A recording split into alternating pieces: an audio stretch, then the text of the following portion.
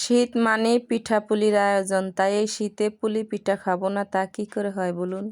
Hello everyone, আসসালামু আলাইকুম। Welcome back to my channel Mim Akter জুই।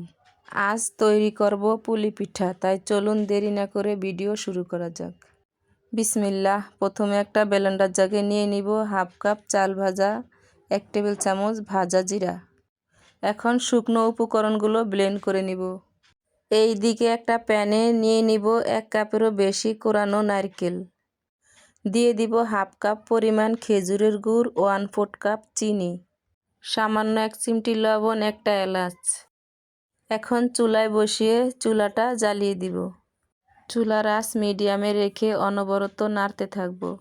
এখানে আমি কোনো পানি অ্যাড করব না, চিনি এবং গুড় থেকে যে পানিটা বের হবে সেটা দিয়েই পুরটা তৈরি করে নিব। পুরটা প্রায় হয়ে আসছে। এখন যে চাল ভাজার গুঁড়াটা করে রেখেছি সেটা দিয়ে ভালোভাবে নেড়ে নামিয়ে নিব। এখন পুলি পিঠার কাই করার জন্য অন্য একটা পাত্রে 2 কাপ পানি দিয়ে পানিটাকে বলক তুলে নিয়েছি। এখন স্বাদমতো লবণ দিয়ে দিব 2 কাপ চালের গুঁড়া, 1 কাপ আটা। চুলার আঁচ মিডিয়ামে রেখে ভালোভাবে নেড়ে কাইটাকে সিদ্ধ করে নিব। কাইটা সিদ্ধ হয়ে গেছে, এখন ছেনিতে ঢেলে কিছুটা ঠান্ডা করে নিব। এইদিকে অন্য একটা বাটিতে নিয়ে নিব 10 টাকা দামের 1 প্যাকেট এনার্জি প্লাস বিস্কিট। এখন বিস্কুটগুলোর ভিতরে একটা ডিম ভেঙে দিয়ে দিব। সামান্য কিছুটা পানি দিয়ে একটা চামচের সাহায্যে ভালোভাবে মিক্স করে নিব। এবারে মিশ্রণটা কাইয়ের উপরে দিয়ে হাত দিয়ে ডলে ডলে ভালোভাবে মিশিয়ে নিব।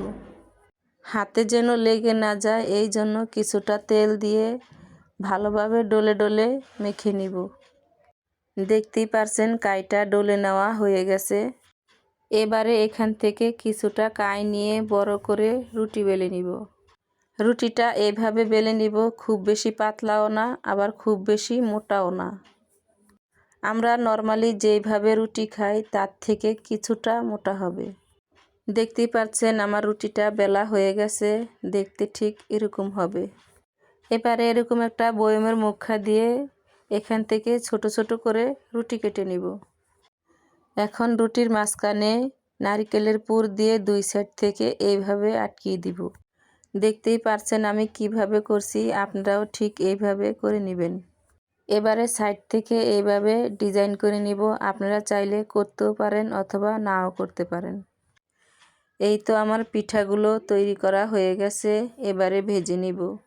এই জন্য চুলায় প্যান বসিয়ে পর্যাপ্ত পরিমাণ তেল দিয়ে তেলটাকে গরম করে নিয়েছি। এখন একে একে পিঠাগুলো দিয়ে চুলার আঁচ মিডিয়ামে রেখে পিঠাগুলো উল্টে পাল্টে লাল লাল করে ভেজে নিব। মাশাআল্লাহ, দেখতেই পারছেন পিঠার কালারটা কতটা সুন্দর এসেছে। পিঠাগুলো ভাজা হয়ে গেছে, এবারে উঠিয়ে নিব। এইভাবে বাকি পিঠাগুলো আমি ভেজে নিব। পিঠাগুলো ভাজা হয়ে গেছে, আমি একটা পিঠা ভেঙে দেখাচ্ছি। পিঠাটা ভাঙার সাথে সাথে খুব সুন্দর একটা ঘ্রাণ বেরিয়েছে চাল ভাজা আর জিরা দেওয়ার কারণে। পিঠাটা খেতেও হয়েছিল দারুণ মজা। ভিডিওটি ভালো লাগলে লাইক, কমেন্ট, শেয়ার করবেন। এরকম নিত্য নতুন ভিডিও পেতে আমার চ্যানেলটিকে সাবস্ক্রাইব করে পাশে থাকবেন। আল্লাহ হাফেজ।